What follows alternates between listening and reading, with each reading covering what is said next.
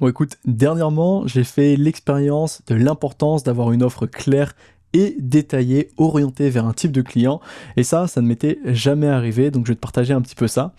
Donc le constat est arrivé plutôt fin mai, donc il n'y a pas si longtemps que ça, écoute, parce que il y a tellement de choses à faire, tu sais, à gérer entre le marketing, faire tes produits, gérer la clientèle, que ce genre de choses qui sont finalement secondaires mais très importants liés à la conversion de tes clients, eh bien, ça peut passer à la trappe, tu peux ne pas t'en rendre compte, et c'est ce qui m'était arrivé jusqu'alors. Alors en fait, fin mai, j'avais eu beaucoup de potentiels nouveaux clients. Tu sais, moi je fonctionne avec une forme de tunnel. Il y a mes réseaux sociaux, un formulaire, donc un lien qui redirige les personnes intéressées par du coaching, par mes services vers un formulaire. Et puis de ce formulaire, je vais venir contacter les personnes par mail pour obtenir une réponse et aller plus loin, par exemple avec une visio ou bien un appel. Mais en fait, ce qu'il s'était passé, sur la dizaine de personnes qui avaient rempli mon questionnaire, donc tu vois, c'est 10 potentiels clients, un peu plus de 10 d'ailleurs, aucun ne m'avait donné de réponse. Et quand je te dis de réponse, c'est-à-dire que moi, je leur avais envoyé un mail, donc pour leur expliquer quelle était l'offre, ce qu'elles comprenaient, quel était le prix, quand est-ce qu'on pouvait démarrer, et bref, l'ensemble des informations liées à l'accompagnement ou à mes services, et je n'obtenais pas de réponse malgré ça. Donc moi, ça m'a supporté, tu sais, j'envoyais des messages, je ne recevais pas de réponse, et j'ai commencé à me questionner, qu'est-ce qui peut bien être à l'origine de ce problème, de ce phénomène. Donc j'ai formulé deux hypothèses qui me paraissaient plutôt normales, saines. La première, j'ai misé sur les spams, je me suis dit que ça arrive en fait, c'est déjà arrivé. Lorsque tu envoies un mail à quelqu'un, ce mail arrive dans la boîte de spam et en fait il n'ouvre pas tout simplement sa boîte de spam, enfin les mails liés à ce tag là, et donc toi bah, tu perds un client. Et malgré en fait mes relances, j'ai voulu vérifier en fait cette hypothèse, donc j'ai relancé les clients et malgré ça j'obtenais toujours pas de réponse, toujours rien. Donc je me suis dit mince, il y a vraiment un problème, ça doit pas être les spams, parce que 10 spams une fois de temps en temps je comprends et c'est déjà arrivé, mais 10 fois c'est presque systématique, là il y a un vrai souci. Donc je suis passé à l'hypothèse numéro 2 qui était la suivante: mon offre n'était pas suffisamment sexy. Quand je dis sexy, elle n'était pas suffisamment attrayante, claire, et donner envie au client pour pouvoir passer l'étape supérieure, l'étape suivante. Et donc, c'était quelque chose que je devais retravailler immédiatement, parce que là, mon taux de conversion de clients, il était vraiment faible, tu vois, j'ai perdu peut-être 10 clients à cause de ça, donc j'étais à moins de 10%. C'était vraiment très très mauvais. Donc finalement, je me suis bougé assez rapidement pour retravailler tout ça, faire une meilleure offre, qui est beaucoup plus claire, beaucoup plus précise, et qui guide le client pas à pas. Et voilà ce que j'en ai retiré comme leçon. Il y a 3 leçons principales.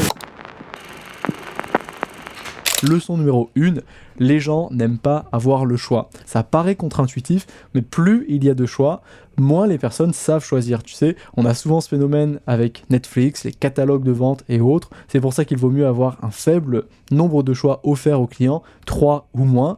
En l'occurrence, moi, avant, je leur permettais de choisir 3 offres. Un accompagnement d'1 mois, souvent le plus cher. Tu sais, c'était un peu la stratégie d'Apple avec un premier prix qui est pas si intéressant comparé aux 2 autres.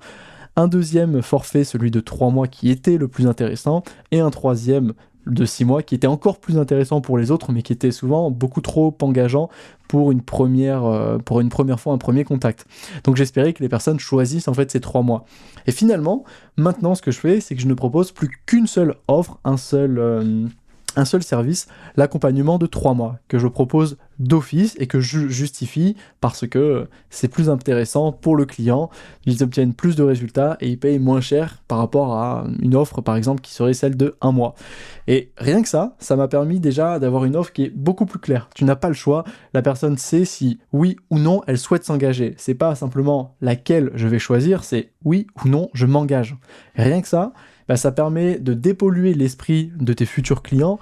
Ils ont un choix simple à faire. Est-ce que ça m'intéresse? Oui ou non. Ensuite, deuxième leçon, les gens n'aiment pas lire les détails. Ce que les gens préfèrent savoir et préfèrent voir, c'est avoir un condensé d'informations utiles, bref, aller à l'essentiel. Avant, ce que je faisais, c'est que je prenais la peine de tout détailler, essayer de mettre vraiment tous les détails, aller précisément au bout des choses, parce que je fonctionne de cette manière. Moi, de manière générale, en fait, lorsque j'achète quelque chose, lorsque je me renseigne sur un sujet, j'aime bien aller au bout des choses, mais je me rends compte finalement avec le temps que ça concerne très peu de personnes et que je suis plutôt une exception et non la règle. En fait, ce que préfèrent les gens, la masse des clients, c'est plutôt une offre très claire, condensée, on va à l'essentiel, voilà ce que je t'offre, ça, et pas aller en fait vraiment dans le détail de ces informations en disant voilà ce que je t'offre une fois grand 1, petit a, sous-partie 1, sous-partie 2, sous-partie 1, bref, ce que je faisais avant, parce que je pensais que c'était intéressant, que plus il y avait d'informations, plus ça donnait l'impression que le suivi était intéressant, que l'accompagnement était riche, et je me suis beaucoup trompé en fait là-dessus, je me suis même complètement trompé. Maintenant, ce que je fais, c'est que je ne garde simplement que l'essentiel, je vais à l'essentiel avec les principales lignes, donc voilà ce que je propose, cette chose-là, cette chose-là, cette chose-là, souvent le chiffre 3, voire 5, pas plus, c'est quelque chose d'harmonieux pour le client, et ça m'a permis également, rien que pour moi, d'avoir une offre qui est beaucoup plus nette, beaucoup plus claire, et surtout mieux définie, on ne se perd pas dans le détail, d'un seul coup d'œil, on voit ce que je propose. Pour finir, la troisième leçon que j'ai apprise, c'est celle d'évoquer le prix en dernier. Ça ne sert à rien et il ne faut surtout pas en fait parler du prix, ou en tout cas l'évoquer le plus tard possible. Avant, ce que je faisais, c'est que j'invitais les personnes immédiatement à me recontacter si elles étaient intéressées pour pouvoir passer au virement. Chose qui était très maladroite parce que je demandais tout de suite en premier contact de l'argent. Et c'est absolument pas ce qu'il faut faire. Avant ça, il faut engager le client dans cette démarche de je le prépare psychologiquement à payer. Et donc maintenant, je l'invite plutôt, avec cette offre qui est assez claire, à leur demander si oui ou non ils sont intéressés, si oui ou non ils veulent poursuivre. Et donc la première action qu'ils doivent faire, c'est non pas me dire oui, je veux acheter, donne-moi ton compte PayPal, ton lien, quelque chose, mais c'est plutôt oui, ok, je souhaite passer à l'étape suivante.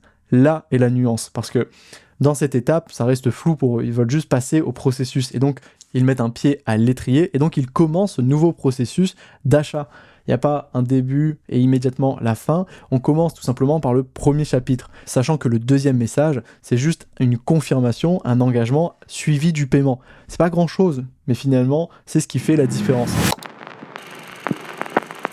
Et donc de ces 3 leçons, ne pas laisser le choix aux personnes, aller à l'essentiel, oublier les détails et évoquer le prix le plus tard possible, ça m'a permis d'obtenir des résultats vachement intéressants. En fait, j'ai plus que doublé mon taux de conversion de clients. En fait, maintenant, j'obtiens systématiquement quasiment une réponse, ce qui n'était absolument pas le cas.